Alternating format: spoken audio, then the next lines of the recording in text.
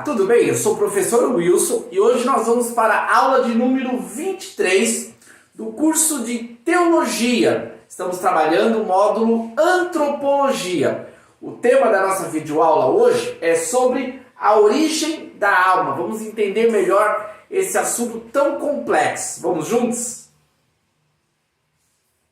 Como surge a alma humana? Quando se trata de entender a alma, é algo muito complexo, porque estamos tratando de algo que é imaterial. Se falarmos do corpo, como surge o corpo, nós vamos perceber que a própria ciência, a própria medicina vai entender o desenvolvimento dessa parte tão importante na constituição humana, que é a parte física.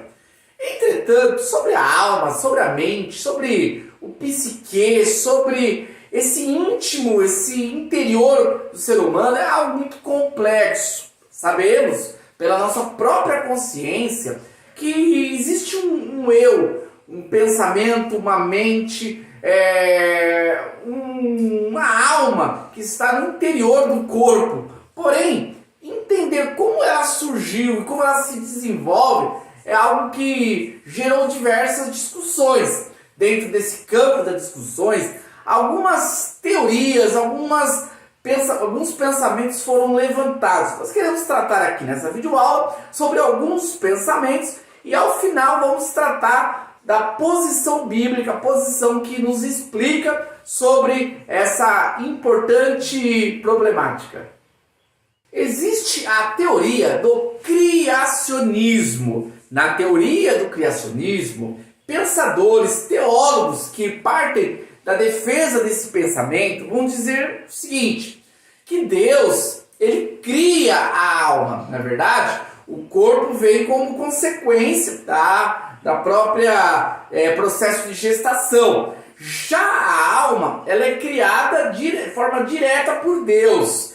Nesse caso, Deus está hoje, nesse momento, criando várias almas que vão fazer parte dos corpos que vão se desenvolver no ventre de uma mulher, né? E assim, consequentemente, gerando os futuros seres humanos que vão povoar essa terra. Será que essa posição está correta? Será que ela é coerente? Bom, vamos ver algumas objeções para nós rejeitarmos essa teoria. Vamos lá? Eu separei 3 objeções. Primeiro, não possui fundamentação bíblica. Afirmar que Deus continua criando a alma ainda hoje, que a alma é uma criação direta de Deus, que Deus criou os bilhões de almas que vão surgir no momento do nascimento, é algo que nós não encontramos em nenhum texto sagrado, nenhum texto bíblico traz essa alusão. Pelo contrário, quando se fala sobre a criação, omite-se essa afirmação, tendo em vista que isso não é uma realidade, isso não tem bases bíblicas para que nós podemos assim seguir em frente nesse pensamento. Uma segunda objeção é que se realmente Deus cria uma alma a cada momento de um nascimento de uma pessoa, nós podemos dizer que essa alma ela é perfeita, porque Deus não criaria uma alma corrompida pelo pecado. Nesse caso, nós vamos seguir aí a heresia de entender que o pecado está no corpo, como se o corpo é que carregasse o pecado e a alma estivesse isenta do pecado. Nesse caso, nós teríamos aí um ser humano com uma alma pura e um corpo pecaminoso, e isso não faz coerência nenhuma, porque as escrituras elas trazem em vários textos a alusão que o pecado está na alma do ser humano, no íntimo do ser humano, nas suas próprias intenções, nos seus próprios desejos. E o corpo é somente escravo de uma alma corrompida pelo pecado. E uma terceira objeção a essa posição dos criacionistas é que, nesse caso, Deus não completou a sua obra. Nós deveríamos assim anular então o texto de Gênesis que fala, que Deus terminou a sua obra. Porque se Deus ainda hoje continua criando novas almas, há necessidade de Deus ainda continuar atuando como criador da humanidade, criando novas almas para que elas possam viver dentro dos corpos, então nesse caso Deus não concluiu a sua obra. E isso não é coerente. Sabemos que Deus, na obra criadora, ele já cumpriu tudo, por isso é uma objeção que anula, né, essa teoria do criacionismo como uma posição para explicar a origem da alma. Uma segunda teoria, que está mais fundamentada numa concepção filosófica, misturada com outras religiões, é a emanação da alma. Nessa posição, vamos afirmar que a alma é uma parte de Deus em nós. Nesse caso, nós temos o corpo como uma matéria corrompida, uma matéria imperfeita, uma matéria sujeita ao pecado. E nós temos a alma, que é a parte de Deus em nós. Como se nós tivéssemos dentro da nossa consciência essa relação com o cosmos. E esse cosmos, né, na verdade, nos liga ao divino. É uma concepção que não encontramos nenhum embasamento nas Escrituras. Claramente, nós podemos ver que Deus ele é transcendente. Ele está acima da obra criada, ele não pode ser misturado com o conceito panteísta, que Deus é a matéria criada, que Deus está na matéria, como pensam os panenteístas, que Deus é o espírito dentro da matéria. Então, são coisas distintas, o Criador e a obra criada. Não há parte do Criador na própria obra criada, é como se Deus criasse a Ele mesmo. Nesse caso, Deus criaria a alma que está em nós, e isso é muito confuso e não é coerente com a verdade das Escrituras.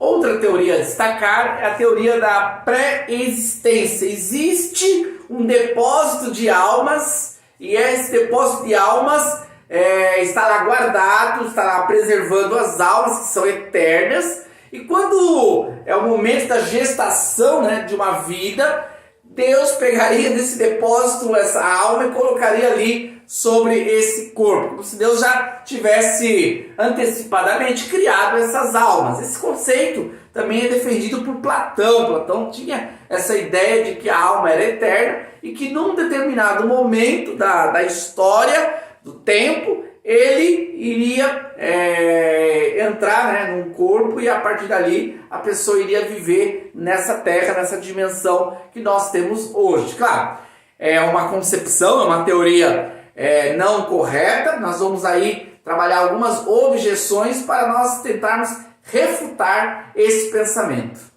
Eu separei aqui algumas objeções contra essa teoria da pré-existência da alma. Primeiramente, ela não tem nenhuma base bíblica. Não vamos encontrar em nenhum texto das Sagradas Escrituras alguma alusão que se aproxime a esse pensamento, como se Deus precisasse criar ali um depósito, e nesse depósito ele estava ali preservando essas almas. Se Deus tivesse esse depósito guardado de almas, elas estariam contaminadas pelo pecado? Não, porque se Deus criou, elas estariam preservadas da contaminação do pecado. Nesse caso, o corpo também se submeteria a uma alma perfeita. Então, o corpo estaria, ele sendo o autor do pecado. Então, é incoerente dentro da nossa base bíblica.